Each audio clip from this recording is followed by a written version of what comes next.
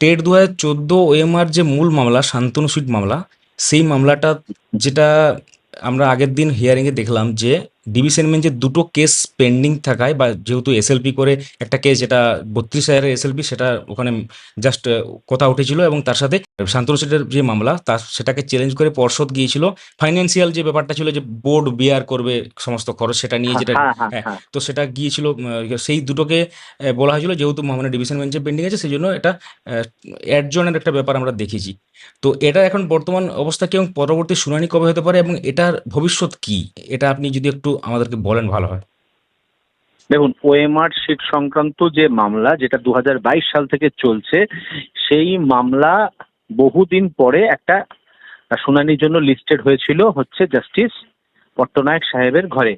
এবার এইখানটাতে বিভিন্ন জিনিস, মানে স্বাভাবিকভাবে মাথায় রাখতে হবে আমাদের, যে মামলাটা যখন এর আগে মান্থা সাহেবের ঘরে হিয়ারিং হচ্ছিল তখন প্রচুর অ্যাডেড রেসপন্ডেন্ট হয়েছিল। হ্যাঁ, মানে অ্যাডিশন অফ অ্যাপ্লিকেশন ফাইল করে অনেকে এই মামলায় যুক্ত হয়েছিল।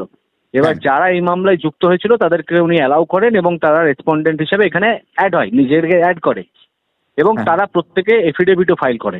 মানে affidavit in opposition in respect of the writ petition. Writ পিটিশনগুলোকে অপোজ করে তারা তারা অপোজিশন ফাইল করে, মানে আমাদের রিট পিটিশনগুলোকে অপোজ করে। এবার সেই যে এফিডেভিট ফাইল করে তারপরে তারা আমরা রিপ্লাই দিই।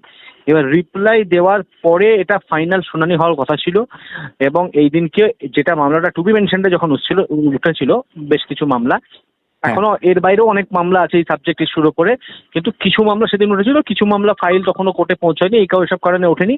আগামী দিনে সেগুলো উঠবে। তো এই মামলাতে জজ সাহেব যেটা নির্দেশ দিয়েছে সেটা হচ্ছে যে এখানটাতে যারা অ্যাডেড রেসপন্ডেন্ট হয়েছিল তাদের তরফে একটা আপিল ফাইল করা হয়েছিল ডিভিশন বেঞ্চে।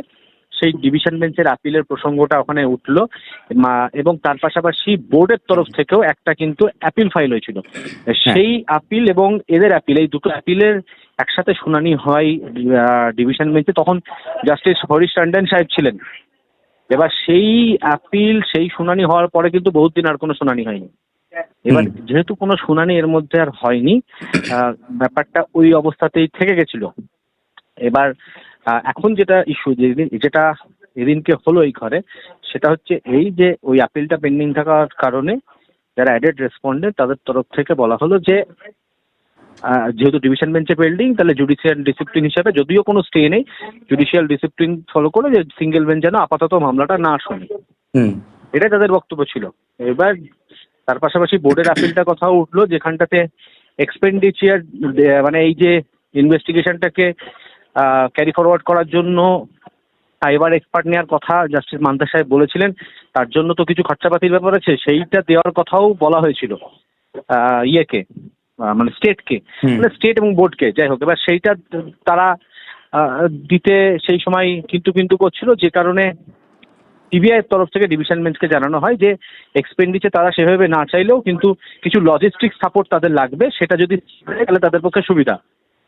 তো হ্যাঁ, ডিভিশন বেঞ্চ, সিবিআই এর তরফ থেকে এরকম সাবমিশন হওয়ার পরেও ডিভিশন বেঞ্চ কিন্তু কিছু এক্সপেন্স দেওয়ার কথা বোর্ডকে বলেছিল, যেটা তারা আজ অব্দি দেয়নি। আচ্ছা, এবার সেই সমস্ত প্রসঙ্গগুলো নিয়ে মেনলি আলোচনা হলো।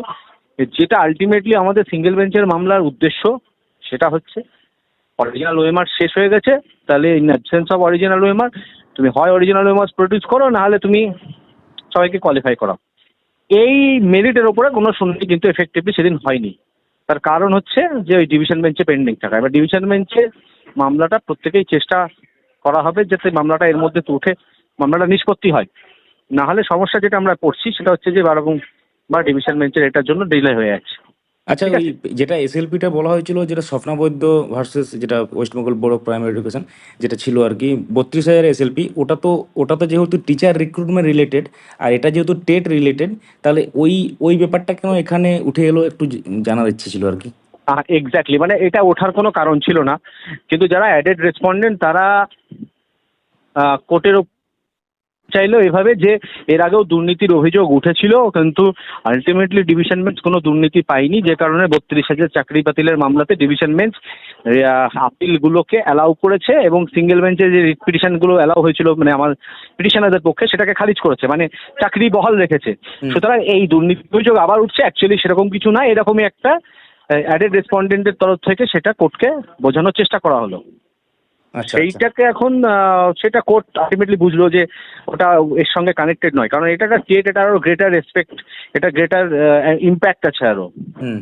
কম্পেয়ার টু রিক্রুটমেন্ট, কারণ স্টেটটা হচ্ছে মাস আর রিক্রুটমেন্ট গুলো সন্তান, এই মানে হচ্ছে ব্যাপার। এখানে যে সিঙ্গেল বেঞ্চকে চ্যালেঞ্জ করে বোর্ড ডিভিশন গেছিল, ওই মামলাটা যদি মানে ওখানে ইয়ে না হয়, ফয়সালা না হয়, তাহলে কি সিঙ্গেল ও বেঞ্চে দুটো মামলায় যারা থার্ড পার্টি, মানে যারা অ্যাডেড রেসপন্ডেন্ট করেছিল তাদের অ্যাপিলও আর এবং বোর্ডের অ্যাপিলটা একসাথেই হিয়ারিং হয়েছিল ডিভিশন বেঞ্চে। আচ্ছা, হ্যাঁ, হ্যাঁ, এবার হ্যাঁ, মাথায় ঠিক। রাখতে হবে তার আগে আর একটা ওই তৃতীয় পক্ষ, মানে যারা অ্যাডেড রেসপন্ডেন্ট তাদের তরফেই একটা অ্যাপিল করা হয়েছিল, সেটা কিন্তু ডিভিশন বেঞ্চ ডিসমিস করেছিল। হ্যাঁ, হ্যাঁ। ডিসমিস করার পর মোটামুটি কম বেশি একই গ্রাউন্ডে ওই একই অর্ডারকে চ্যালেঞ্জ করে সেকেন্ড অ্যাপিল এটা যেটা পেন্ডিং আছে।